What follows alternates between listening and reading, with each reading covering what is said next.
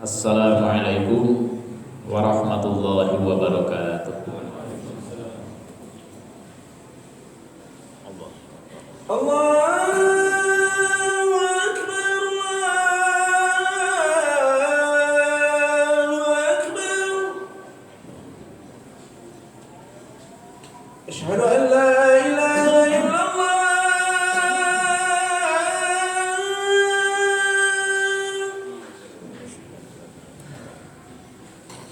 Asyhadu an la ilaha illallah.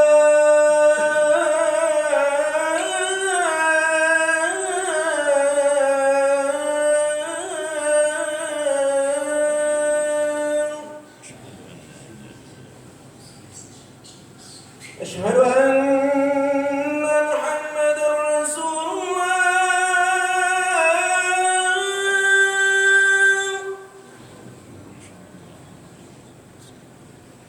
Asyhadu anna Muhammadar Rasulullah.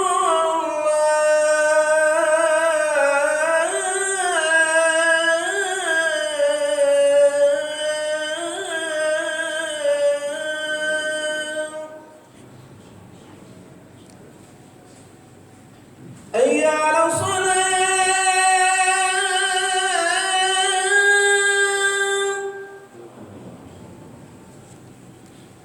Hayya 'alas salah.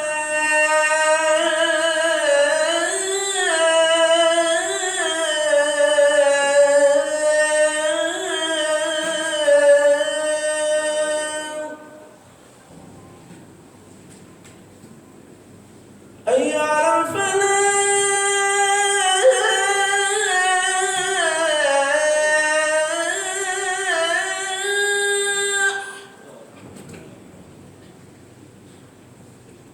Hayya 'alal falah.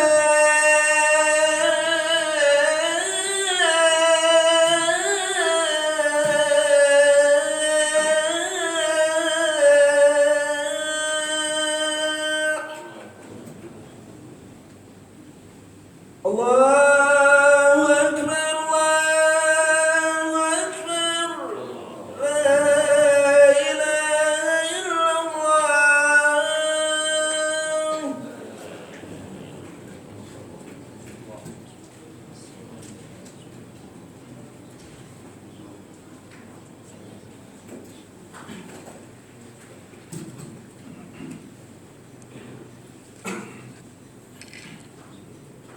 Innal hamdalillah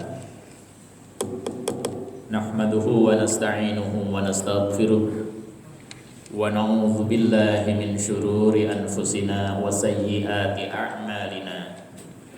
May yahdihillahu fala mudhillalah wa may yudlil fala hadiyalah. Asyhadu an la ilaha illallah wa asyhadu anna Muhammadan 'abduhu wa rasuluh. Allahumma salli ala Muhammad wa ala alihi wa ashabihi wa man tabi'ahum bi ihsanin ila yaumil ma'ad. Amma ba'du. Fa ya ibadallah usikum wa iyaya bi taqwallah la'allakum tuflihun wa tazawwadu fa inna khairaz zadit taqwa. Para tamu undangan Allah, jamaah salat Jumat yang Allah muliakan. Khatib mengingatkan diri khatib sendiri, mengingatkan seluruh jamaah, dan informasi dari mimbar khutbah Jumat kali ini mohon untuk disampaikan ulang kepada mereka yang tidak hadir di majelis ini sebagai bentuk ittiba' kita kepada Rasul sallallahu alaihi wasallam pada saat beliau bertutur di hadapan seluruh jamaah atau para sahabat di majelis kenabian saat itu. Ala liyuballighu syahid minkumul ghaibah. Wahai sahabatku yang hadir di majelis taklim Rasul pada saat itu, kalian yang hadir pada saat itu atau pada saat ini punya kewajiban untuk menyampaikan kepada mereka yang tidak hadir. Dengan demikian, itulah tugas dakwah yang ditibakan kepada setiap gutuk sirah manusia tanpa kecuali, tanpa disekat oleh embel-embel status dan apapun yang melekat dengan dirinya. Hadirin yang Allah muliakan, hari ini kita berada di hari yang ke-15 di bulan Rabiul Awal 1443 Hijriah, 22 Oktober 2021. Paling tidak berkenaan dengan dua momen besar ini, khatib insya Allah akan menyampaikan satu di antara bedahan materi saat ini, bagaimana ikhtiar kita meningkatkan etos kerja sebagai seorang muslim yang ingin mendapatkan sertifikasi atau sertifikat ulul albab sebagaimana yang dikehendaki atau dimaksud oleh Al-Qur'anul Karim. Momen besar yang pertama hari ini, kita masih berada pada momentum hijrah Rasul sallallahu alaihi wasallam. Karena jangan sampai ada umat Islam salah persepsi. Bulan Muharram sebagai bulan pertama identik dengan hijrahnya Rasul. Tidak demikian. Hijrahnya Rasul itu pada bulan Rabiul Awal. Sedangkan bulan Muharram adalah nama sebuah bulan berdasar kaidah Hijriyah, yaitu bulan yang pertama. Kemudian momen besar yang kedua dalam konteks keindonesiaan.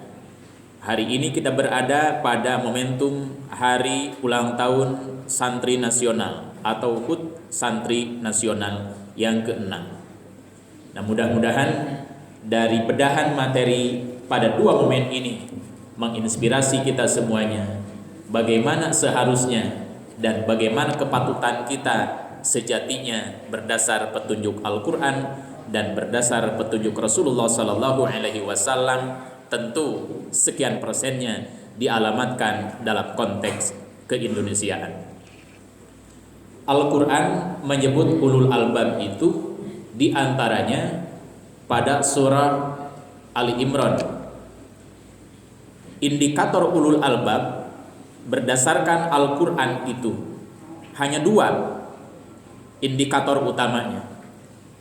Indikator yang pertama yaitu manusia yang bertauhid kepada Allah Rabbul Alamin dimanapun ia berada, bagaimanapun kondisinya. Tidak pernah mencela-mencela ketauhidan, tidak pernah ganti-ganti Tuhan. Allahnya Allahur Rabbul Alamin. Siapapun yang memujuk dan merayunya, bahkan hingga mengintimidasinya, maka Allahnya tetap Allahur Rabbul Alamin, yaitu Allahnya yang diakui keilahannya oleh Nabi Adam alaihissalam sampai Nabi Muhammad sallallahu alaihi wasallam. Bahkan Nabi Isa pun Allahnya satu, yaitu Allah Rabbul Alamin. Ia menolak siapapun yang mengilahkan Nabi Isa alaihissalam. Lalu bagaimana dan kapan kita mengimplementasikan keilahiyahan Allah di hadapan ulul albab itu? Al-Quran menyebutnya pada saat kita jag-jaguar ringkas yang disebut oleh Al-Quran kiaman. Pada saat kita mampu berdiri sendiri, yang digambarkan dengan istilah yang lain sedang prima, sedang energik. Kalau hubungannya dengan jabatan sedang ada di puncak kekuasaan, hubungannya dengan kesehatan ia tidak pernah flu sekalipun. Dihubungkan dengan dunia ekonomi, kalkulatoris ekonomi, ia sedang berada pada puncak kejayaan ekonominya, dan seterusnya dan seterusnya. Manusia ulul albab itu tidak pernah ia melupakan Allah, tidak pernah ia keluar dari ketauhidan, walaupun ia sedang berkuasa, walaupun ia sedang menjadi orang kaya, walaupun ia sedang menjadi orang yang paling sehat, walaupun ia sedang menjadi orang yang terkenal dan termasyhur, maka Allahnya tidak pernah dilupakan. Kemudian yang kedua, manusia ulul albab itu mengimplementasikan ketauhidannya pada saat ia sudah atau sedang atau beranjak menuju kekurangan. Ketika ia sebagai manusia yang berpuasa, boleh jadi sudah dibayang-bayangi 15 tahun lagi ia akan pensiun, karena ia berpuasa sejak 50 tahun yang lalu itu misalnya. Apalagi kalau sudah beberapa hari lagi ia akan pensiun, maka itu gambaran orang yang menunjukkan ketauhidannya, tetap ia tunjukkan walaupun beberapa saat lagi ia pensiun. Kemudian pada saat ia sedang berada pada hal kekayaan, boleh jadi orang tersebut digambarkan awalnya ia berkuasa di bidang ekonomi, tetapi ternyata karena alasan sesuatu tiba-tiba banyak macet, tetapi yang lain masih lancar, akhirnya surplus. Maka pada kondisi seperti itu ia pun tetap bertauhid kepada Allah Rabbul Alamin. Allahnya tetap Allah. Pada saat ia awalnya jag-jago ringkas, tiba-tiba sudah mulai terasa pusing, hanya mikiran karyawan satu orang, hanya mikiran proyek satu titik, tiba-tiba terasa migrain dan lain sebagainya, tapi belum menjadi migrain, ya rahmukallah. Maka itulah gambaran manusia ketika dipacu untuk menjadi tetap bertauhid, itu tetap ia bertauhid walaupun kondisinya sudah mulai terasa berkurang ataupun ada gejala kekurangan. Kemudian implementasi yang ketiga, manusia ulul albab itu tetap bertuhan, berilah hanya kepada Allah Subhanahu wa taala walaupun ia sudah berada pada lorong, pada kondisi, pada situasi yang diduga menurut perhitungan kalkulator manusianya ini bagaimana bisa akan beranjak lagi. Waktu tinggal berapa jam lagi pensiun, tidak bisa kita naik pangkat lagi. Harta kekayaan ini banyak macet, bisnis banyak yang macet, orang yang berutang tidak bayar utang, diingatkan malah marah-marah dan lain sebagainya. Gambaran kesehatannya orang itu sudah benar-benar drop. Boleh jadi suhunya tinggal beberapa derajat lagi, berapa persen lagi. Kekuatan nadinya tinggal beberapa saat lagi, dan seterusnya dan seterusnya. Pada kondisi seperti itu sekalipun, maka orang ulul albab tetap berilah hanya la ilaha illallah, tiada Tuhan selain Allah. Dalam kaidah fikih ibadah, orang yang jag-jago ringkas itu digambarkan dengan tugas salat. Jadi orang yang jag-jago ringkas, salatnya mau tidak mau harus sambil berdiri. Normal, tidak boleh banyak alasan, apalagi tidak seimbang alasannya. Lari pagi kuat, tapi disuruh salat seperti tidak ada daya dan kekuatan. Tidak demikian. Orang yang tidak memiliki kemampuan untuk berdiri pada saat dia salat, maka salatnya tetap harus dilakukan, tetapi tata caranya bisa ada dispensasi, yaitu dengan cara sambil duduk. Duduk pun tidak bisa, apalagi berdiri. Salat tetap harus dilakukan sepanjang ia sadar bagaimana tata caranya. Salatlah dalam keadaan terbaring. Tidak bisa berdaya dan berupaya sebagaimana normal, tapi masih ia sadar begitu saatnya tiba salat, maka salatlah walaupun dengan isyarat, tanpa ada gerakan-gerakan normal, apalagi menggunakan tenaga sebagaimana biasanya. Di sini menunjukkan bahwa orang ulul albab itu jangan sampai lalai salat, itu indikator yang utama. Selain ia bertauhid kepada Allah Rabbul Alamin, implementasinya dalam dunia kerja kita jangan sampai banyak alasan. Gara-gara tanggung rapat, gara-gara tanggung kita mengerjakan sesuatu, kumandang adzan sudah tiba, jadwal waktu sholat diketahui, bahkan ada di setiap meja kerja kita masing-masing, maka manusia ulul albab sejatinya bersegera untuk menuju Allah lewat pintu ibadah kesadaran bersalat. Berkenaan dengan salat ini bukan semata-mata dialamatkan kepada Nabi yang terakhir dan umatnya, tetapi Nabi Isa alaihi salam saja oleh Allah diwasiati untuk salat, bahkan digandengkan dengan mesti berzakat sepanjang hidupnya. Silakan nanti lihat pada surah Maryam ayat 31. Wa ja'alani mubarakan aynama kuntu wa awsani bis salati waz zakati ma dumtu hayyan. Kata Nabi Isa itu, beliau bersaksi di hadapan Allah on air untuk seluruh umat hingga akhir zaman, karena dikodifikasikan langsung dalam Al-Qur'anul Karim. Dialah Allah, kata Nabi Isa, bukan akulah Allah. Sekali lagi, jangan sampai ada yang salah. Nabi Isa mengatakan dialah Allah, tidak pernah ia mengatakan akulah Allah. Dialah Allah yang telah menjadikan aku orang yang diberkahi, kata beliau, dimanapun aku berada. Dan dia Allah berwasiat kepadaku dengan materi wasiat, dengan konten wasiat, yaitu salat dan zakat, agar aku tegakkan, agar aku kerjakan sepanjang aku hidup. Hadirin yang Allah muliakan. Kemudian indikator yang terakhir dari kategori ulul albab itu, apalagi kita ingin meningkatkan kualitas hidup sebagai personal, sebagai kolektif, meningkatkan sistem hingga meningkatkan harkat dan martabat marwah bangsa dan negara, mau tidak mau harus masuk pada indikator utama yang kedua sebagai ciri ulul albab, yaitu wa yatafakkaruna fi khalqis samawati wal ard, yaitu manusia yang produktif menggunakan potensi fikirnya. Tidak pernah ia berpangku tangan, tidak pernah ia menyesali atas apapun yang menimpa dirinya. Ia juga tidak pernah putus asa tentang masa depan yang akan dihadapinya. Hadirin yang Allah muliakan, Al-Quran mengingatkan kita sebagai penguat bahwa etos kerja itu dibangun di atas dasar petunjuk Allah dan Rasulnya. Silahkan nanti lihat pada surah At-Taubah ayat 105. Allah Rabbul Alamin memandu kita semuanya lewat perintah kepada Rasul Sallallahu Alaihi Wasallam agar Rasul menyampaikan kembali ayat itu kepada sahabat, keluarga hingga umatnya. Dan sampai saat ini Al-Quran beserta ayat itu tidak pernah tercoret, dan siapapun yang mencoretnya termasuk yang meragukannya, mau tidak mau dia paling tidak harus istighfar, lebih dari itu harus bertobat kepada Allah untuk bersyahadat kembali. Wa qul i'malu fasayarallahu 'amalakum wa rasuluhu wal mu'minun wa saturadduna ila 'alimil ghaibi wasyahadah fayunabbi'ukum bima kuntum ta'malun.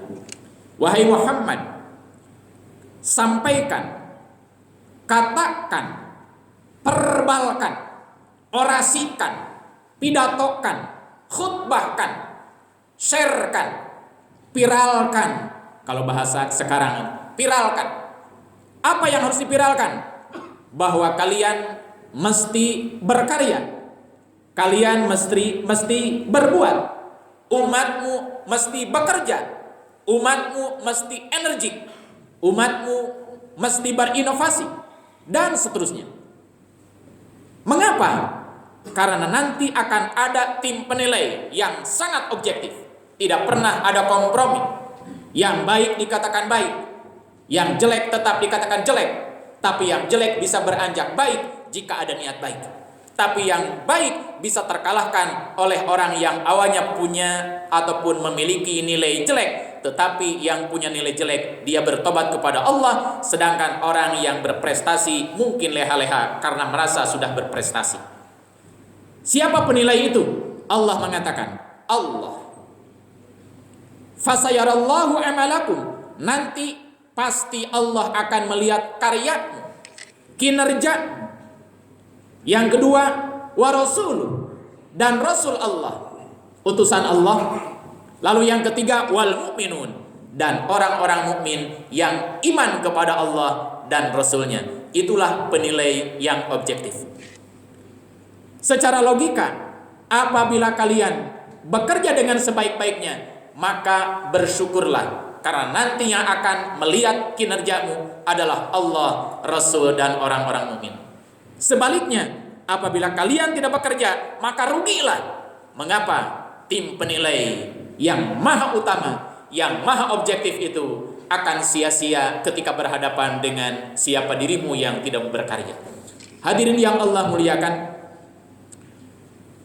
Kemudian yang ketiga, Rasul Sallallahu Alaihi Wasallam mengingatkan kita semuanya, ittaqillah, disiplinlah kamu kepada Allah, tunduk patuh berserah dirilah kamu kepada Allah, takwalah kepada Allah. Kata takwa itu sering diungkap, sering didengar, sering diucapkan.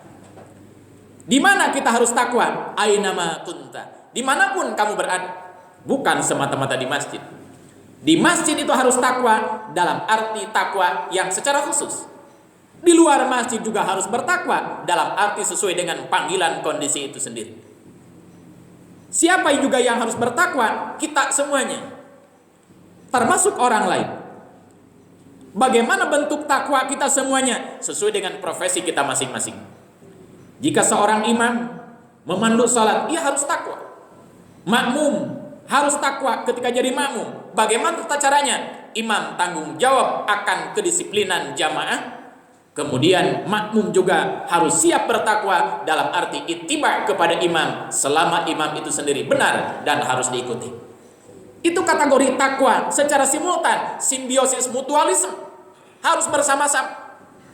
Tidak bisa suatu sistem itu akan baik ketika yang takwanya hanya seorang diri, sedangkan yang lainnya dibiarkan. Bahkan ketika sebuah sistem ingin benar-benar memiliki predikat takwa tanpa kecuali, semuanya harus berada pada garda terdepan untuk taat kepada Allah Rabbul Alamin sesuai dengan porsi dan kapasitas masing-masing. Mudah-mudahan dari tempat ini tidak ada berita bahwa ada karyawan yang merasa kesulitan beribadah hanya karena sistem tidak menerapkan sistem ketakwaan. Akan sangat banyak pertanggungjawaban kita semuanya ketika ada seseorang dihambat kinerja ibadahnya hanya gara-gara tugas yang kurang profesional.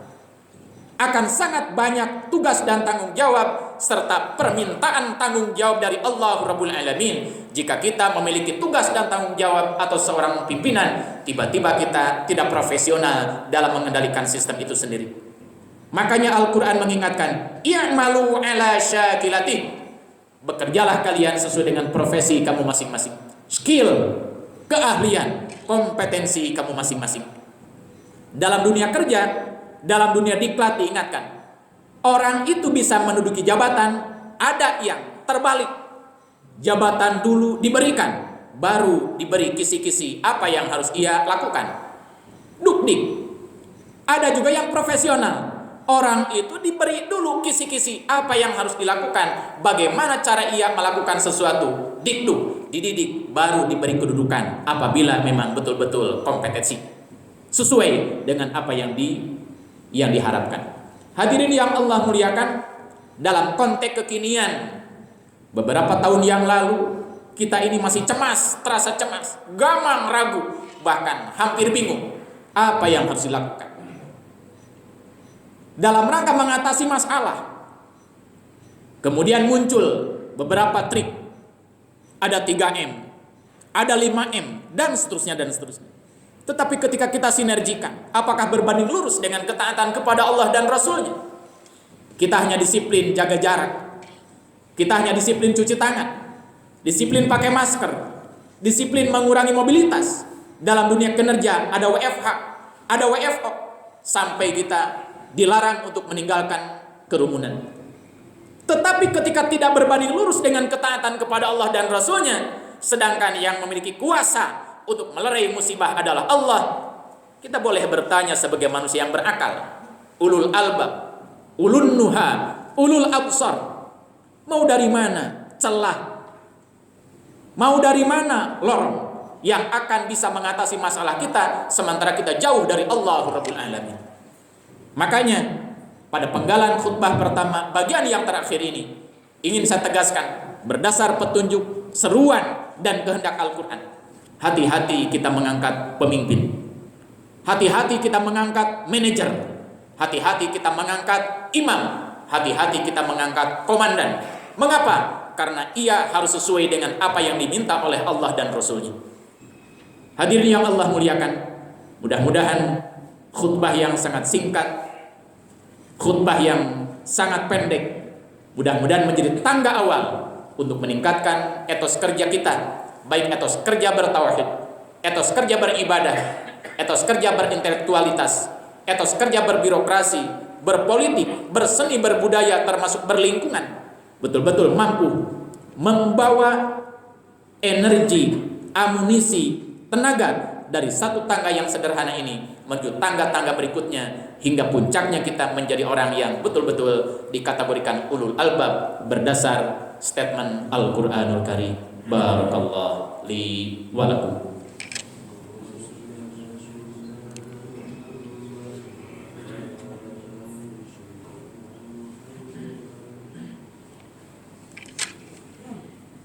Alhamdulillah. Wasi'a rabbuna kulla syai'in ilma. 'Ala Allahi tawakkalna. Rabbana iftah bainana wa baina qaumina bil haqqi wa anta khairul fatihin. Asyhadu an la ilaha illallah al-malikul haqqul mubin. Wa asyhadu anna Muhammadan 'abduhu wa rasuluh shadiqul wa'dil amin. Allahumma salli ala Muhammad wa ala alihi wa ashabihi wa man tabi'ahum bi ihsanin ila yaumiddin.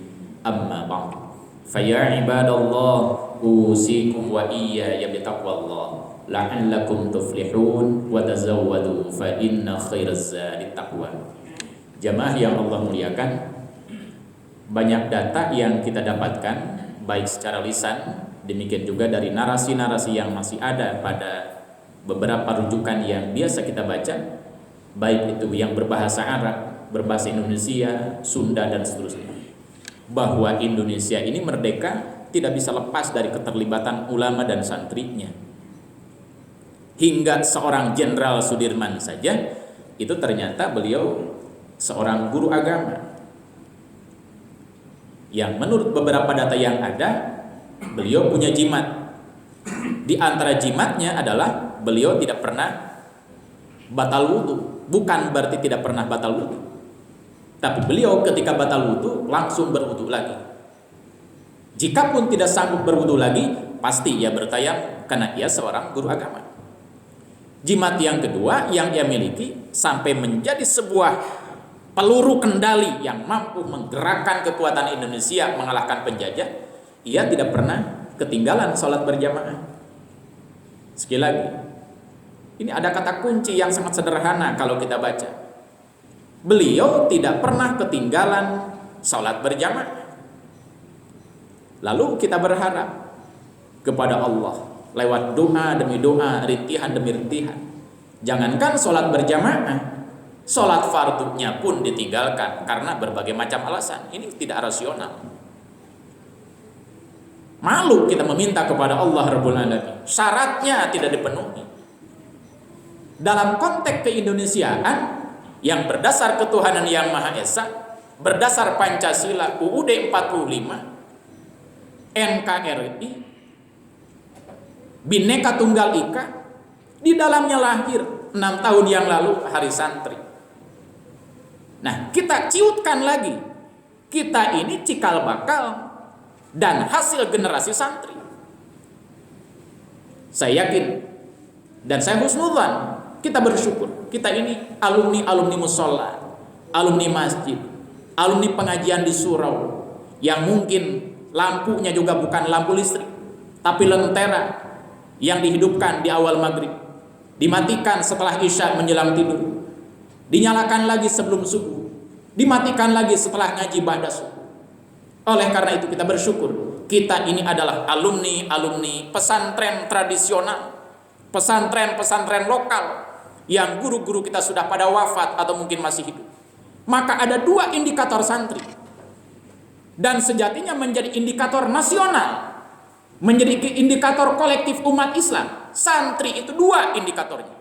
Yang pertama, sholat fardu berjamaah dengan kiai. Yang kedua, ngaji bersama kiai. Kalau hilang salah satu di antara 2 indikator itu, maka kuranglah indikator kesempurnaan dari kesantrian itu sendiri. Oleh karena itu pula, maka sabda Rasul yang tadi itu, Rasul mengatakan, bertakwalah kalian dimanapun kalian berada. Walaupun kita sudah berprofesi, mau jadi satpam, jadi pemulung, tukang sapu, terserah, itu profesi.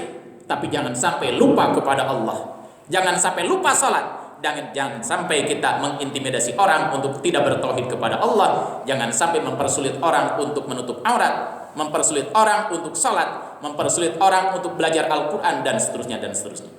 Kemudian yang kedua, indikator dari kesantrian secara pribadi, kolektif, bahkan secara nasional itu adalah umat Islam ini harus terus-menerus bermajelis ilmu bersama kiai, baik kiai lokal, kiai konvensional, termasuk kiai digital. Karena ilmu sekarang bertebaran di dunia-dunia lokal konvensional seperti saat ini, face to face. Ada juga ilmu yang ribuan judul kitab ada pada Google, ada pada dunia digital, dan jangan sampai kita tabu untuk membawa tablet, membawa handphone ke masjid selama kita gunakan dengan sebaik-baiknya. Karena orang lain juga sudah berani memurtadkan umat Islam lewat dunia yang ada saat ini dengan berbagai macam modus dan lain sebagainya, termasuk orang dengan tegar menyampaikan sajian-sajian yang mengintimidasi umat Islam agar umat Islam tercerabut dari akar keislamannya, agar tabu berislam. Maka kenapa kita harus merasa malu untuk menggunakan gadget-gadget itu sendiri untuk melawan upaya-upaya yang akan melemahkan kita semuanya. Semoga semakin terinspirasi, semoga semakin terbuka wawasan kita semuanya, dan selamanya tetap kita berharap kepada Allah Rabbul Alamin dimanapun kita berada, dengan cara bergaul dengan manusia dengan sebaik-baiknya dan secara profesional sehingga proporsional, yang pada akhirnya insya Allah derajat ulul albab tidak pernah akan salah. Pasti Allah akan berikan kepada siapapun selama syaratnya dipenuhi. Allahumma salli ala Muhammad wa ala alihi wa ashabihi ajma'in. Amin ya Allah ya mujibas sa'ilin.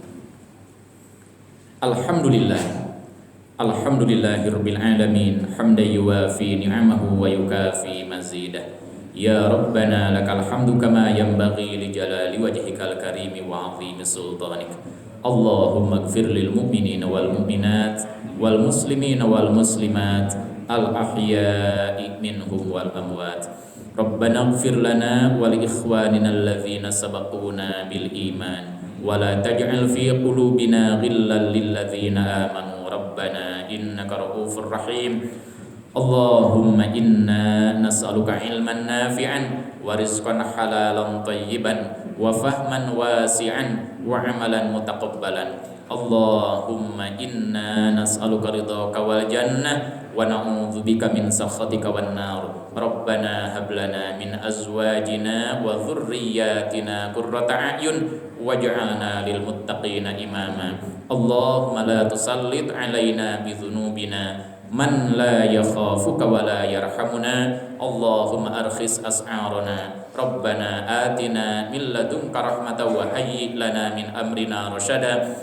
Allahumma inna nas'aluka salamatan fid din wa afiyatan fil jasad wa ziyadatan fil ilmi wa barakatan fil rizqi wa taubatan qabla al maut wa rahmatan indal maut wa maghfiratan ba'dal maut. Allahumma hawwin alaina fi sakaratil maut wan najata minan nari wal afwa indal hisab. Rabbana atina fid dunya hasanah wa fil akhirati hasanatan wa qina adzaban nar wa adkhilna jannata ma'al abrar ya azizu ya ghaffar ya rabbal alamin. Hasbunallah wa ni'mal wakil, ni'mal maula wa ni'man nasir. 'Alallahi tawakkalna wa ilallahil masir. Subhana rabbika rabbil